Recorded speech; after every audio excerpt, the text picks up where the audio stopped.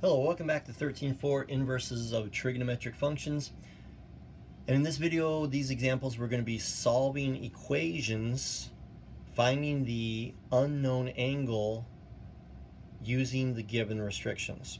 Now we know that the inverse trig functions are going to end up in certain quadrants.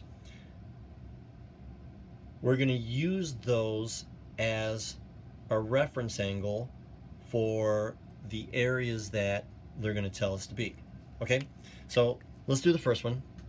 First of all, let's figure out what this would be normally. Tangent inverse of 1.4. So what angle is going to give me that? So I do second tangent 1.4. Now, from 0 to 90 degrees, it's going to give me 54.46, which to the nearest tenth would be 54.5 degrees. Is that within our restriction? Actually, yes. 54.5 is greater than negative 90 because it's positive, but it's also less than positive 90. So this one works. We got that. But now we're going to do the same problem, the same inverse tangent of 1.4, which is still going to be 54.5 degrees. But this time, we're going to go from 180 to 270. So it's easier if I kind of draw a picture. And think of it kind of as a unit circle. Well, it actually would be a unit circle, just without the labels that we usually have. So this is what I had the first time. This is 54.5 degrees. Now, as I go around, this is 180 and this is 270. So now I need to figure out where's my angle that's between 180 to 270 that has a reference angle of 54.5 degrees. So I'm going to take 180 and I'm going to add that 54.5.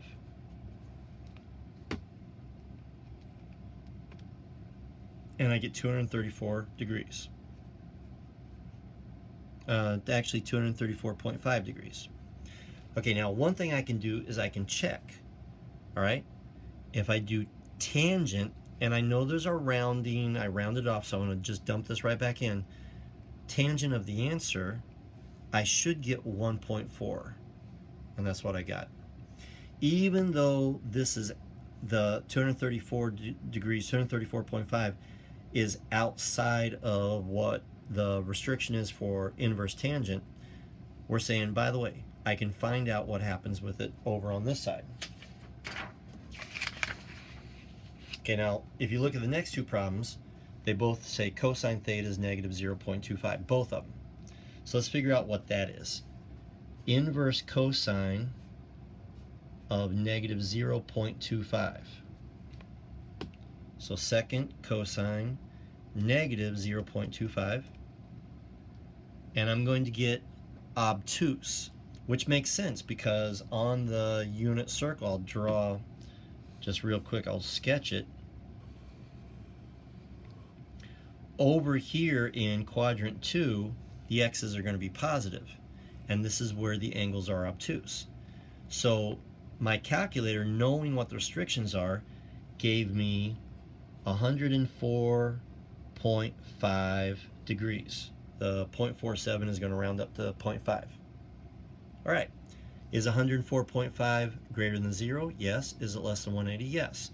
So this is the restriction that the calculator is going to use, the restriction for the inverse cosine. But now, same idea down here, negative 0.25 does equal 104.5, same thing. But now I want it from 180 to 270, so from 180 to 270. So from here to here, where is it going to be? Okay, so I gotta kind of be smart a little bit. 104.5 is going to be about right here. The reference angle is going to be 180 subtract that. So my reference angle is going to be 75.5 approximately. I need to use the same reference angle here that I have here, which now means I'm going to take 180 and I'm going to add excuse me, 75.5. So I take 180 and I add that answer, and that gives me 255.5 degrees. Now, let's check this work by finding the cosine of that. Cosine of that answer is negative 0.25. All right, good luck with that. We'll see you later.